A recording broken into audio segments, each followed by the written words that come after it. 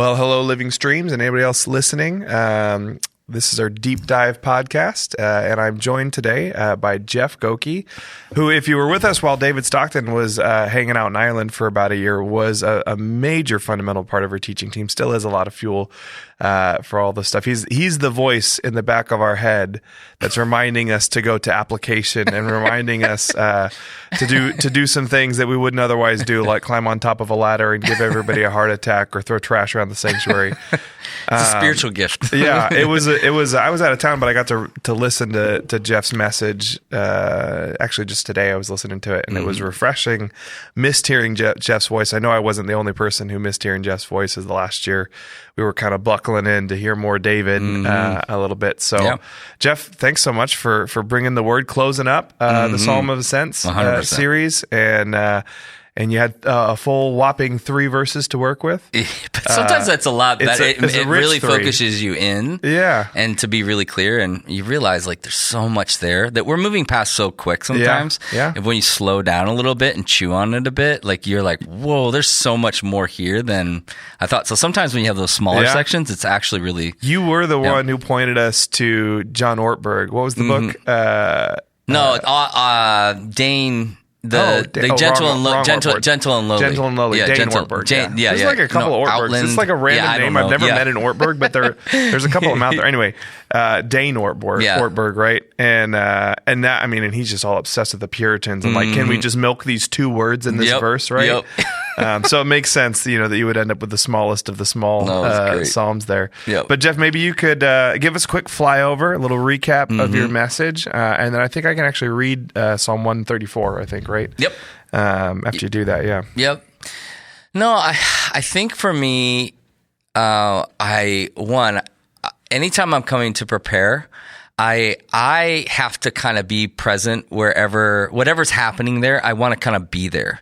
So what was helpful through a lot of the commentaries is they did a really good job. Spurgeon did a really good job of helping you like get there. And then Eugene Peterson really, obviously, he loved the Psalms. He memorized huge sections of the Psalms, and he actually had a rhythm that he had memorized. I think he had memorized multiple Psalms, but he had 7 Psalms that he would do every day. So he would wake up and kind of quote a psalm.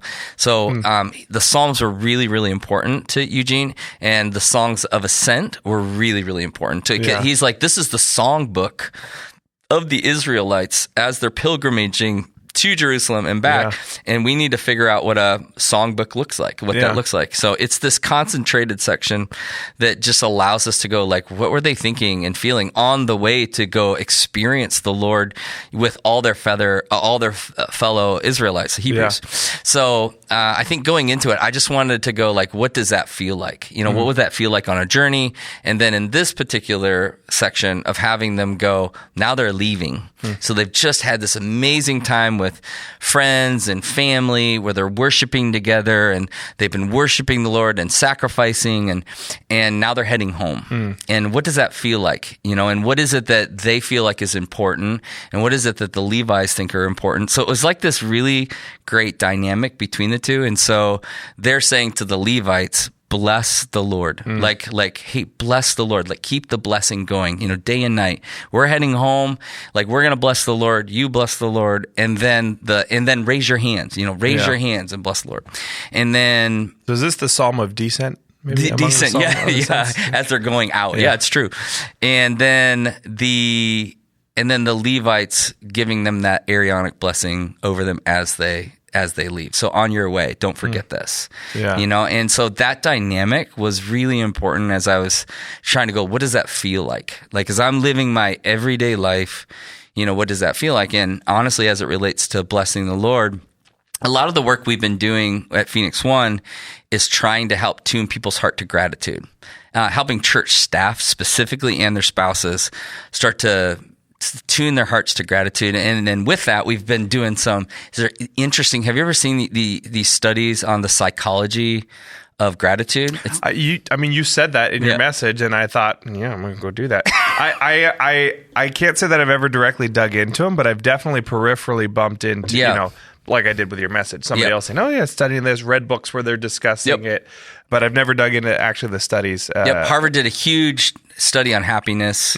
One of the key things they found was gratitude. Was at the Is that like years and years and decades long one? Yep. Yeah, I was recently digging into something in that, but that's such a multifaceted study. Yeah, you're talking about the one where they tracked some guys over the entirety of their life. Exactly. Yeah. One of the things they're finding is they're grateful people. Yeah. And so grateful people are happy people. Yeah. Interesting.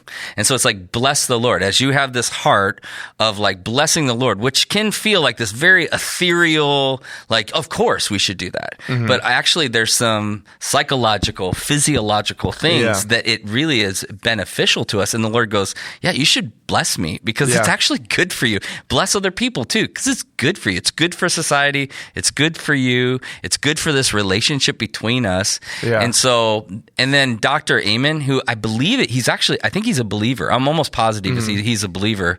And he's the leading scientist brain mapper. Yeah. And he has a part of the work that he does that he tries to encourage people to get healthy brains. This whole thing's about how do you get a healthy brain is gratitude. Gratitude in the morning, gratitude before you go to bed, thanking God, thanking your spouse, thanking your children, like about what you experienced today. So what did I experience today that I'm really grateful for? Yeah. And so as I went down that journey, I just realized, but I don't think that's what we're known for. Yeah.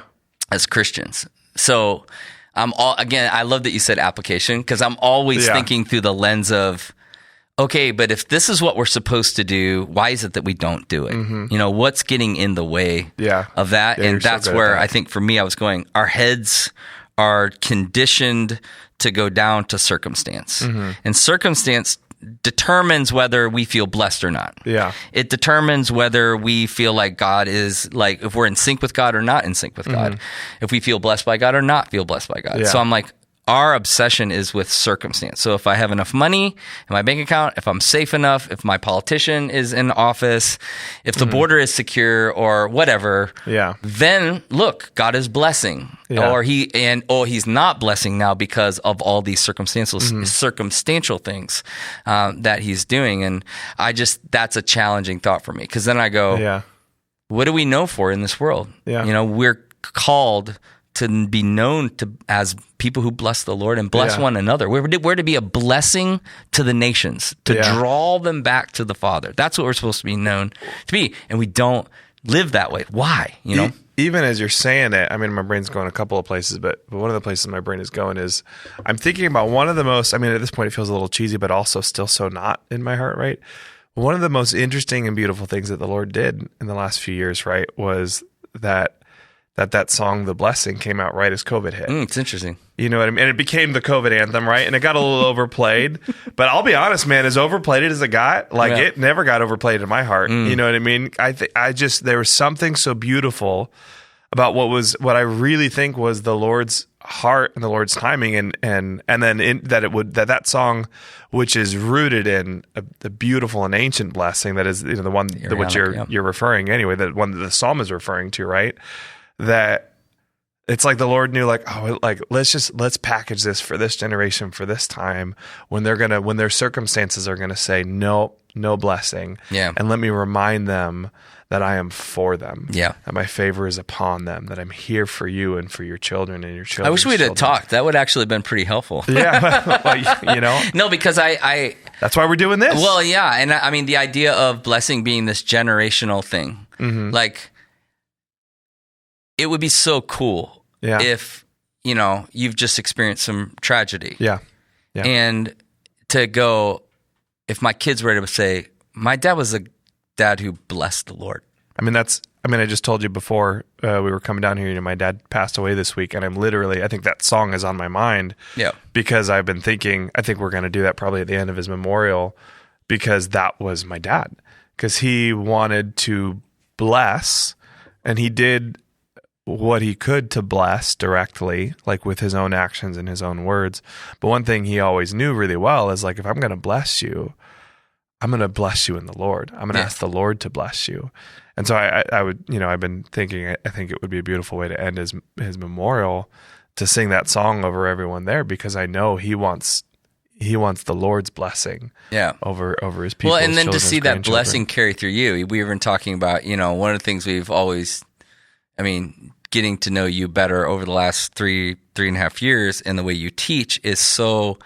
It's like if you have a word, you're going to go very deep into that word, and you're going to see every parts of that word, and to find out that was so core to who your father was. Yeah.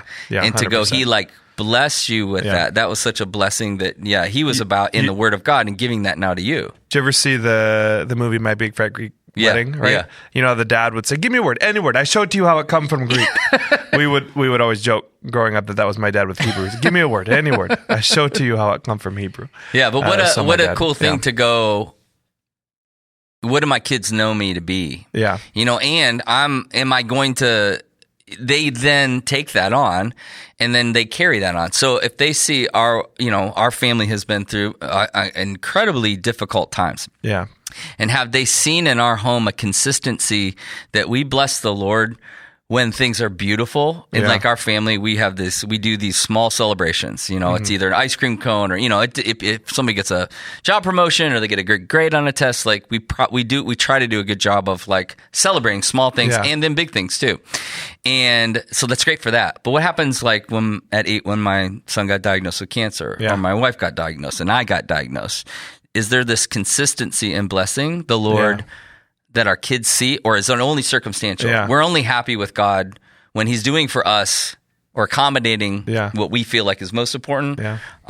So anyway, I just go I would love for them to go, Mom and Dad, bless the Lord when things were great and even when things were hard. When I remember seeing that peripherally, watching you go through exactly that. I didn't know you, but Phoenix 1 used to be a very different thing, a very fruitful thing. But among other things, it was the gathering of young people in the valley when I was in that young people age, probably kind of college-y-ish, early 20s, and when I was in that age was when you were going through that. And I remember, I totally forgot about it. Well, you were there. I was just one of them. I don't know that we ever more than hey, I think you came into our staff meeting at some point. I was like, oh, there's a guy from Phoenix 1. I don't even know if we ever chatted. Yeah. But I remember listening to you preaching through that season. Yeah. And offering up raw what you had, which I'm sure was miserable and painful, and an offering to the Lord. But that's where watching you want to bless the young people of the valley, even when you were being punched in the gut. Thank you for that. Yeah, and I think that's where Job. I'm so grateful that we as a church went through Job. Because I think we can come back and go, hey, I know. Do it again next summer? Yeah, I'm down to do it again. But you remember, we're going through it, and it's so beautiful, but so complex, but so human. Yeah. And I didn't even realize, I went in, because I thought, that passage, though he slay me, though, I will have hope in him, or depending on the translation, I will praise him. There's lots of different translations with it. But then I have realized I've only quoted the first part of that verse. The second part of that verse is, but I will still contend to the Lord for my case. Yeah. Yeah. And I thought, why do we only preach that one part? Yes, that's true. Yeah. But then he's also saying, this is about a relationship. Yeah. Where I'm going yes, you are Lord, and I bless you, and I have hope in you, but I still have some questions. Yeah. Not to fall too deep down the Job rabbit hole that you and I could fall deep down into. We can make we could do a whole other series, But that's what we do with Job in general. We chop off the meaningful part of Job. Yeah, we chop Job in half and stick with the thing that Job is telling us. It's kind of sticking its nose up at. Well, that's what I joked even in the sermon, is that we so often do that with so many things, that there's a brochure. That either pastors or well-intentioned Christians are pitching a brochure to people and going if you follow Jesus and love him, here's what your life will look like. Yeah. It looks like this, it looks like this, it looks like this. And suffering is not on there. Yeah. But Jesus very clearly goes, it's in there. Yeah. It's in there. But take heart of overcome the world. And so I just think, as it relates to blessing, because we're so wired in the West from a consumeristic lens, that we don't know how to. We struggle to find peace when it's really hard, and then the idea of blessing comes in, and we go like, that doesn't make any sense. Or why would I bless the Lord? Yeah. And we don't know what to do with that, which Yeah. I actually think is an issue of discipleship and a part of sanctification. And, it's a part of that process to go, man, where else am I living my life? If I'm living my life like this with the Lord, where else am I living my life like this? Yeah. I bet you I'm living it with my friendships that way, or my marriage like that, because it's very like, I do this for you, you do this for me. Yeah. Mm-hmm. And that's where happiness. We're looking for equity. We're looking for the same results. We're looking for, getting out as much as we put in. Yeah. And it just doesn't. Well, it's not even truly way. relational. Yeah, at that point, it's transactional, and transactional is never great for the soul. No. Yeah, I would say. I mean, I'm wired for transaction. Yeah. Wired for it. Yeah. But I think it's never really brought a peace that passes all understanding. Yeah. Yeah. It's interesting how the more we try to get for ourselves, the less we end up with what's actually of any value. And the more we approach our relationships with that, whether it's with the Lord or with each other, or gosh, most especially in a marriage, right? Like the more you try to gain, and more you try to make sure everything's even, it just doesn't work out that way. Yeah. And it's silly that we do that, right? Like, and what a trap it is in a marriage, especially to say, oh, like I'm going to pay attention to make sure that we did an equal amount of work today, or that like, if I did this, then you did that, and that's even. And it's a trap because you end up focusing on that, and it's embittering. And the irony is, I've noticed in my relationships, when me, and especially me and the other person, are having that approach to things, it's interesting how both people can feel like they're putting in more than the other person at the same time. Yeah. But like, okay. But now let's put that with the Lord. What if the Lord played that game with us? We lose. We lose so hard. We're dead. Yeah. Yeah. Well, and I was thinking too, like, with your kids, that's an area where, like, we have to be so broken before that becomes distorted. There, it's really easy to be distorted that way with your peers, with your siblings, with your spouse. But if you're expecting your kids to put in more than you're putting into the relationship, like my kid's a year and a half. He can't put anything in, like all he can put in is a little bit of snuggle sometimes in it. And I love you, Daddy. That's all he's got to give, which is pretty awesome. Yeah. But it's, he can't spend as much money on me as I can on him these days, Yeah. And that's, akin to our walk with the Lord. It's like, we can't. We couldn't possibly put in. And yet those relationships where perhaps the relationship with your kids can be more rich in that sense, because you really have to be a broken fool before you start thinking, oh, what am I getting out of this relationship with my kids? And so maybe for that reason, it's easier to approach it with the attitude we ought to have, I'm going to bless you. Yeah. I'm going to pour out into you, and I'm going to expect nothing in return.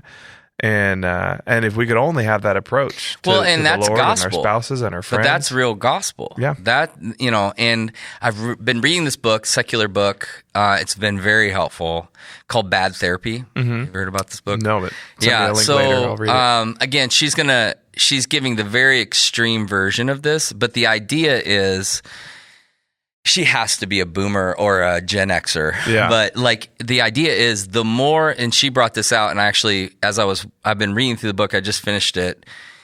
And one of the things she's bring out is the more obsessed we've become with ourselves, the sicker we've become as a people. Yeah. And so I started thinking about it. I'm like, that's so true. Yeah. And that blessing the Lord, gratitude, is something that counteracts that. Yeah. So we become all about trauma, and not to say it's important. Yeah. It's important to understand that counselors in many ways have become these heretical Christs in our life. Mm-hmm. They're the ones that can solve me. They're the ones that can fix me.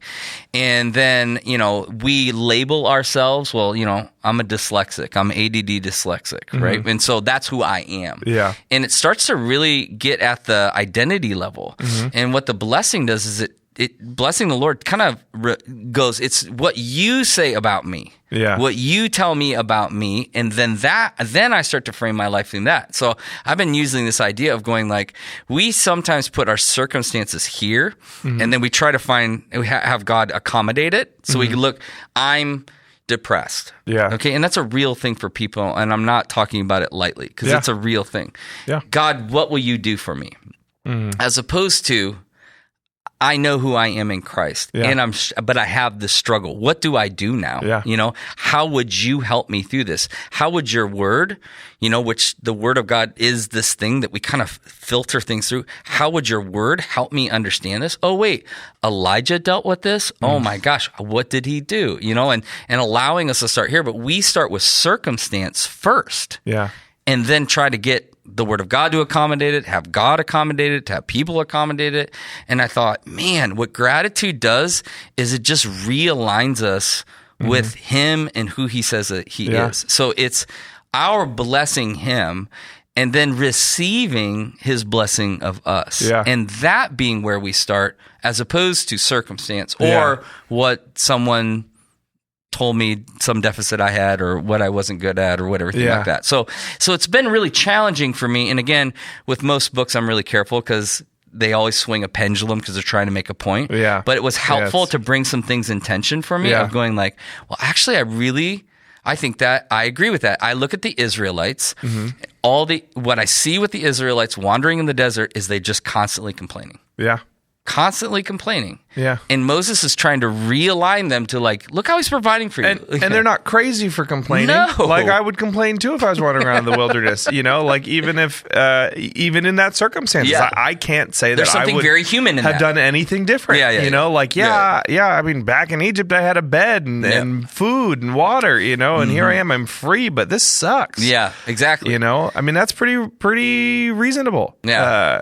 But wrong. Yeah, and missing what I think we end up happening, like the Israelites, is we lose perspective on we've been rescued, and the one who rescued us is taking care of us. Yeah, and because circumstantially things are difficult and they don't make sense. Yeah, and so I think in many ways the thing we worship is kind of logic or what we can explain away. Yeah. Instead of going like there's a mysterious work that the Lord is doing that we are unaware of. And because our eyes are so focused in on the circumstance, we can't allow ourselves to lift up and going, you're the one who knows. Yeah. And you're sovereignly kind of allowing me to go on a journey because you love me and you see me. And then if I receive, the Aaronic blessing over them and they receive that, if my identity then says, I'm living in a constant state of blessing, even though it doesn't feel like it. Then that becomes identity. That starts to shift with who I am.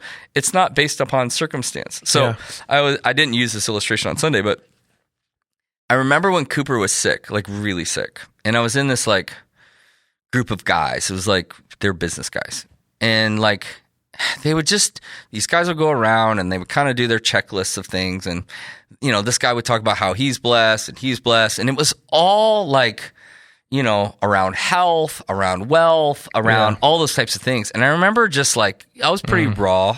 Yeah. But I was like, I'm just curious. Do you all think I'm not blessed because my son has cancer and I'm in the hospital 3 days a week? And it was like a conversation. It's like a conversation, like a conversation ender, know, and I don't think I handled that with grace. I think I was frustrated. It sounds like something Job would say. Yeah. I think I was frustrated because I was just everywhere I was going.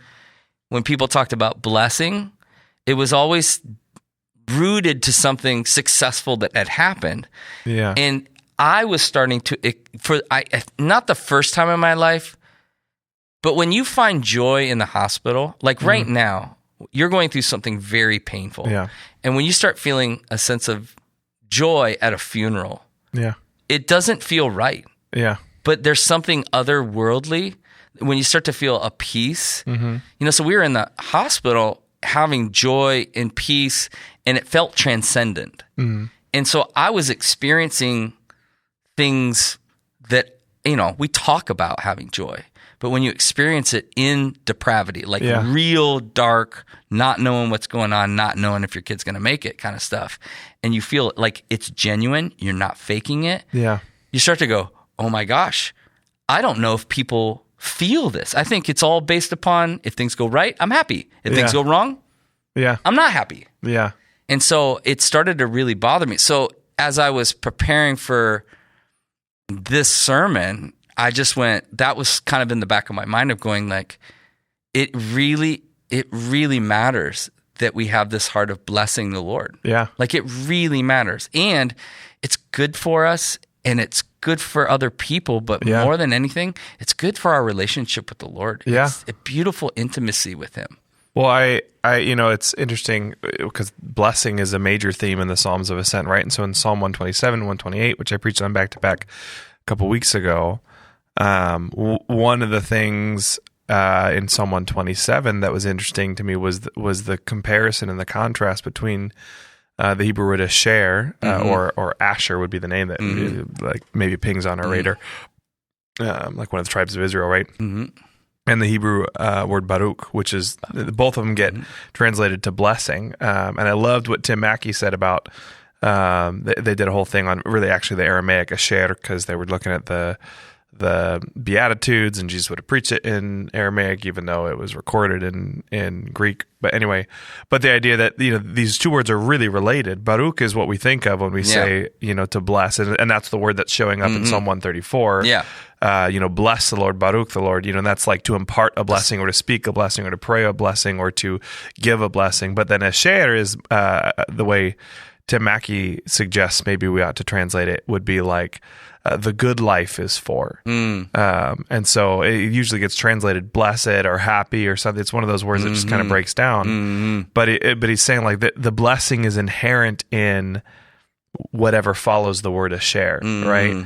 And so I guess where I'm going with that is I'm thinking, Psalm 134, we've come through this mentality, we've compared and contrasted asher and Baruch a few Psalms ago, and now here we are at the end, and they're just saying, "Bless the Lord, Baruch the Lord, Baruch the Lord, Baruch the Lord." Yeah, and then and what you're saying is you went digging and said, "Hey, there's some asher here.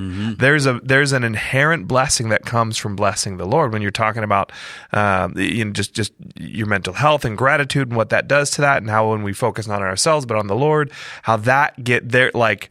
Asher is the one. The good life is for the one who Baruch, who blesses the Lord. And that does so much. And even, as you're speaking and you're even just alluding, because that as someone who's following the Lord, you haven't walked through the exact steps I am, but we've been in the same spaces. And I think, frankly, you've been through them in some much, much deeper and more profound and probably more painful and more richly sweet ways. But even just this last week, right? So I on Monday a week ago, it's Tuesday right now. Wednesday, right? Whatever day it is, Tuesday. It's Tuesday right now. On Monday last week, I was the one who found my dad, and so Monday night was a hard night. Didn't get a lot of sleep, but I was grasping for the peace of the Lord. Tuesday night, my wife asked me to stay up a little bit later so I could switch over a load of laundry after her and my son went to bed. And I thought, well, I got like an hour. I got to wait for this laundry load.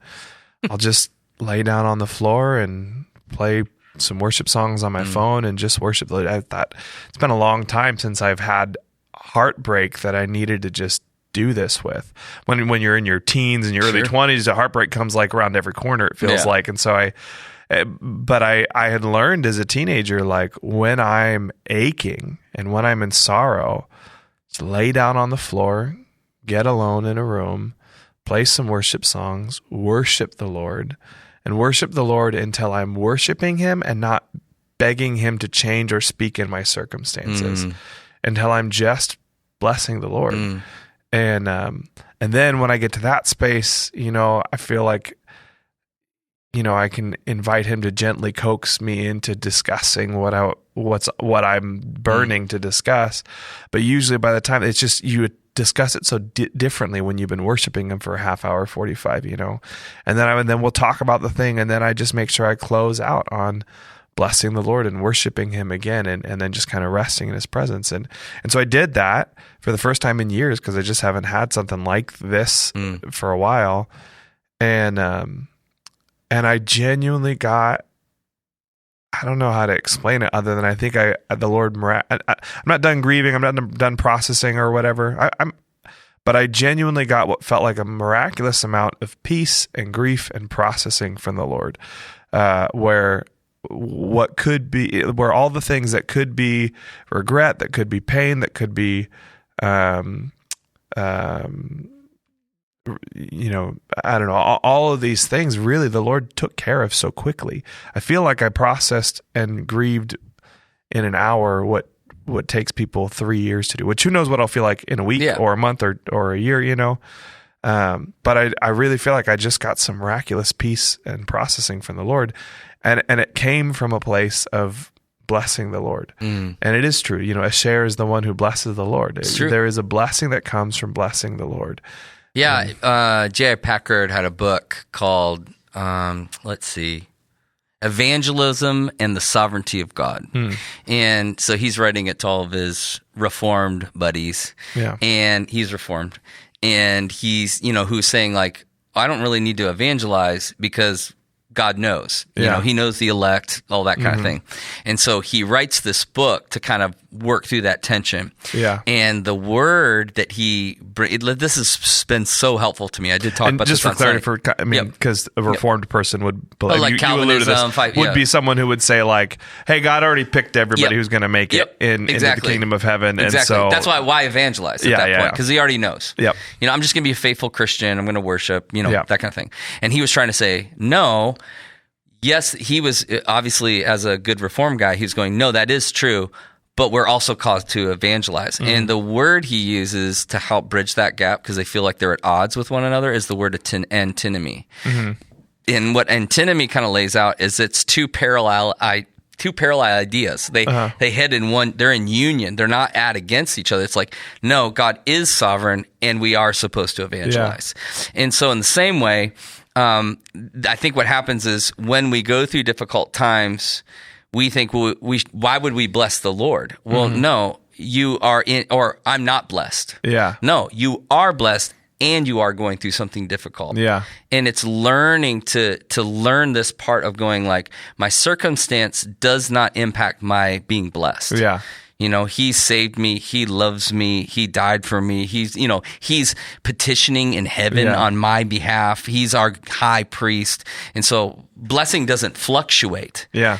And so that word for me was really helpful because I was trying to figure out like, it in the West, it is so confusing because we're not taught to think that way. Yeah. We're taught to think at things at odds with one another. Yeah. And I don't think Jesus had a problem pitching ideas that felt like they were at odds with one another. The Bible's full of them, and it messes with us hard. Exactly. If you love your life, you lose it. If you lose your life for my sake, you'll have it. The first shall be last, and the last shall be first. Like, he's bringing these ideas, these paradoxical ideas, because I think he's trying to open us up to the realities of heaven. I think our chins are down. That's something I went over and over on Sunday, and I think it's so important, and it's been so true of my life. Circumstantially, my head goes down, and it's all I can think about. Is how hard this is and how difficult this is and how unfair this is. Yeah. And I can't, I think I don't remember what song of Ascent it was where he goes, lift your eyes up to the hill. Yeah. Where does my help come from? I think Ryan taught that one. Ryan or David. It was early on. Lift my head up, maker of heaven and earth. So it's this idea of like, this is hard. I need to lift my head up. And they're heading up to Jerusalem to go do this. This is where I'm going. This is who needs to be worshiped. So, but we're just wired to, I think, look down at our circumstance and honestly, probably in many ways, take on this victim mentality, which we see with the Israelites. Yeah. Like, look at us. We could be back in Egypt with this and that. That's very much this victim mentality. We don't have what we should be doing. You said you were going to do this, and now this is happening. And I think that's what happens to so many of us. When we see how that wreaks havoc, like I it's so hard sometimes to remember where you came across a bit of information or this study, but I do remember hearing about and maybe even reading a study where what they had done. No, it was in a book. I read about it in a book. I just can't remember which one. But where they'd done a study on how people respond to their perceptions of bias, to their own perceptions. So what they did was they took a series of subjects for the test, and they told them that they were participating in a study of how people have bias against those with facial disfigurements. And so they brought him into a top-notch makeup cosmetics guy or whatever, and gave him a like some gnarly scar on their face or whatever. And then they were going to go in to interview with someone who didn't know. That it was, that feels like some Malcolm Gladwell kind of stuff. He loves doing this stuff. And so they put the makeup on, they showed the person, themselves in the mirror, and then just before they left the room, they said, "Oh, let me just touch it up really quick." And when they did that, they removed the makeup that made it look like they had a facial disfigurement, but they didn't know. And then they went directly into this interview with this person. And then after the interview, they asked the subjects, like, "Okay, like, tell us, like, did you experience any bias because of the facial deformity?" And every single one of them reported profound bias against them because of their facial disfigurement. And said, "Okay, he said this, he said that, that," but they didn't know that they didn't have anything on their face at all. And so obviously, I mean, the conclusion there is when we assume that, you know what I mean, like we read it into the world, and so when we are feeling like, "Oh, I'm not blessed," we read it into the world. Exactly. And we see that we're not blessed, but, and I think I think this is so massive, by the way. Yeah, it's huge. So, because we're talking about, what you're really talking about is identity. Yeah. I mean, do I have a scar on my face or not? Who am I? Am I blessed by the Lord or am I not? And I love the thing that you put your finger on in that raw moment years ago when you were being sassy with your friends, about, "Oh, am I not blessed then?" Yeah. Because I do think the materials are a blessing from the Lord. Totally. But they're a shallow, surface level blessing from the Lord. And come and go. Yeah, exactly. It's interesting. My wife and I, we've been praying for a lot of things lately, and the Lord's been giving us the discount version of all the things we've been praying for. And I've never heard it said that way. Well, that's what he's been doing. That's actually a really great and way it's of so saying like that. He's been answering. We started gave you praying the dollar store version. Yeah, we had a list that we started faithfully praying for every night about 6 months ago, and he's checked off all but maybe half of one. Yeah. But they've all been, we were praying for a minivan, and we were praying for a nice minivan, and I was joking, and one with lasers, Well, my father-in-law just gifts us this restored salvage 2008 minivan that has two lasers because it's got a CD player and a DVD player, and we're so grateful for it. But in our brain, we were thinking like, 2022, 2023 model, you know what I mean? And he's done that with every single thing we've been praying for. And I think part of what he's teaching us with that is like teaching us again and again and again lessons we've learned before is like, I'm going to bless you. I'm going to answer these things and bless you with these things, but it's not the things, it's the me, and we've pivoted our hearts to be so grateful that he's checking all these boxes. But not to be ungrateful that it's not, a 2022 model, Toyota Sienna or whatever. It's a, which, that tells you a lot about the phase in life we're in when I'm excited about a minivan, but, no, that means you guys have to fill it up. Yeah. That's the plan. I just preached on a full quiver a couple weeks ago, so I'm kind of locked in there. Jeff, you had mentioned one of the things that you would love to squeeze a little bit more, and while we still have a couple of minutes here, is just that idea of kind of lifting your hands to the Lord and kind of the mutuality of that. Could you speak a little bit to what your brain was doing with those thoughts? I got to that point in the passage and I realized, our family sits in the back. We actually... Yeah, pretty same corner. We do. We sit in the same corner. Yeah, we're in the back. Neighbors. And I started thinking about our family, and we get to observe our whole church. And our whole church is... when we're a contemplative, charismatic church. And so I get to observe the congregation raising their hands and how much that blesses me to see other people. But that I really am not probably wired to do that so much because I grew up in a very kind of stoic to some extent, Baptist existence or some version of that. And I'm sure if you had grown up in the Pentecostal church, you would be a banner guy all the way. All the way. For sure. Yeah. And so I made some joke about Baptists, the only time they open their hands is when they're reading the Word of God. Yeah. But I was challenged by that idea of he's lift your hands in praise. And so the image I just had was just of a child, and I'm on the other side of that to some extent. My kids are older now, but of just remembering the kids when they were little, offering their hands, for help. Mm-hmm. And then when I got to help them, what a gift that was for me. And I started thinking about the idea of that's mutually beneficial. And really it was a posture, this idea of lifting your hands is a posture of prayer. It's a posture of dependency, of trust. Yeah. As a child lifts their hands to their parent, they're going you're the one who can help me, and as we do that as believers, physically or even in our hearts, lifting our hands and blessing the Lord, there's this sense of you're the one you're the one who can help me, and you're the one who deserves the praise. And then just the reciprocation of how much He loves that. Yeah. How much He loves for us to bless Him because He's blessing us, and how that's mutually beneficial, at least in that dynamic. The child feels blessed because they got to be helped. Yeah. And then the Lord or the parent feels blessed because they get to help him. Yeah. And that's what they want to do, or help her. That's what they want to do. Yeah. And so it was just that picture that I had in my mind of a parent and a child, and then me, I have this very this would be the contemplative part. Yeah. I have this part where I just sat there with the Lord and go, that's what I want with you. I really want that union with you. Yeah. I really want that intimacy with you. And really that's what that was all about. It was all about intimacy. The Lord's blessing me isn't the Lord doesn't need us to bless Him. Mm-hmm. All of creation's doing that. He doesn't need that. He's not I think Dalton had said one time to me, he was hey, I think you should bring up this idea. And I can't remember what it was about, but it that God's not He's not in heaven going he's not letting some starstruck teenager. Do you remember what that was? I can't remember what you had said. Yeah. God's not a desperate boyfriend. Yeah.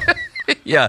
That God's not some desperate boyfriend that's she never says she loves me. She never blesses me. And I think it's so true. Yeah. And so for Him, it's I want to give you great things, and I want you to bless me, because it's this beautiful relationship that we have with one another. So really it was about, for me, and this is probably a personal thing, and then you know how this is when you get to teach, you really get to kind of put the things you're working through on display. It was I think I've got pride in there. I think I've got this, I can do it on my own thing. I think I have this well, let me clean up my act. I have this, this other picture in my head in Revelation where He stands at the door and He knocks. Mm. And I always see myself going, Lord, I want you to come, but not yet. I got to clean some stuff up in here. I got to get some stuff put together in here, and I'll invite you in. And He's I don't care if the place is a mess. Yeah. I'm still knocking. So He's still knocking at the door of relationship for us day in and day out. But sometimes we're not yet. I got to clean some stuff up, when actually to open the door and invite Him in is mutually beneficial. Yeah. And so anyway, that for me was it's one of those little as you're going through the passage, it's not the center point of it, but it felt like it was. Mm-hmm. It was the bridge between verse 1 and verse 3. Uh-huh. So verse 1 is bless the Lord, all you saints, bless, or all you servants, bless the Lord night and day. And then verse 2 is, raise your hands and bless the Lord. And then 3 is the Lord blessing us back. So for me, it felt like it was this bridge of there was this abandon, where we're raising our hands, and it's the bridge between the two. Yeah. No, I think that's beautiful. And I love that about the Psalms. And I think you're so right. I mean, that's right there. That's intentional. That's the way the Psalms get structured, right? And just that, even visibly that image of raising your hands to the Lord. Now we're at the Lord and He's blessing us back. Exactly. And they're heading out. Mm-hmm. Yeah. So they're yelling back, going hey, let's all bless the Lord as we're going. And then the Levites are praying over them, the Lord is blessing you. And somewhere in the middle is this abandon. Yeah. Of this relational abandon of we're going to bless the Lord and He's blessing me. And there's this dynamic of a humility, a giving, a receiving. That whole passage is all about that. So I just, on their way home, that was such for me, as we leave church on Sunday, which is kind of this moment, every week we show up at church, and this moment is their kind of moment of celebration. Yeah. As they're going home, what is it that they're doing? They're blessing the Lord. They're raising their hands and then receiving back over them the blessing of the Lord. I love that. And the way you framed it too, it's like, I think you could say maybe a succinct way of everything you just said is like, we bless the Lord and the Lord blesses us. And so we're blessed by him and he's blessed in the process of blessing us. The same way a parent is blessed in the process of holding their kid. And I love that. I think that's absolutely beautiful. I think that's so true. Just the exquisite mutuality of the blessing and the blessing back. And I know, when we were chewing on a year ago, the Life Together series, one of the things, I don't know, I think it got mentioned in that series, but we were chewing on behind the scenes was this idea of the burden is a blessing. Yeah. And I think that, and that's really stuck with me in a lot of ways. That idea of the burden is a blessing, and I think that's almost like you could reverse that and say that exact thing from the Lord's perspective, right? When you're talking about we don't want to let him in or whatever. It's like he doesn't. Like we don't want to let him in for some weird reason. I think maybe a little bit because we're embarrassed and we're covering up, just like in the garden, but also maybe because sometimes we feel like. You've already done too much for me, Lord. I don't you got to be done with me or whatever. Like, I don't want to give that to you, or I can carry it. We don't want to share that burden. But what we don't realize is that for the Lord, carrying our blessings is a blessing for him. Loves it. He loves it. Yeah. Like my son, when he wants me to pick him up, like you're saying. Find a joy in that. I want to pick him up. Yeah. I'm not, a couple months ago, my back was out for like 2 months and it was excruciating. Like I couldn't get in and out of the car, miserable pain. And I couldn't not pick up my son.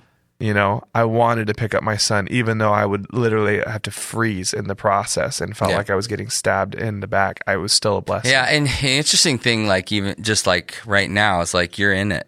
Yeah. Right now.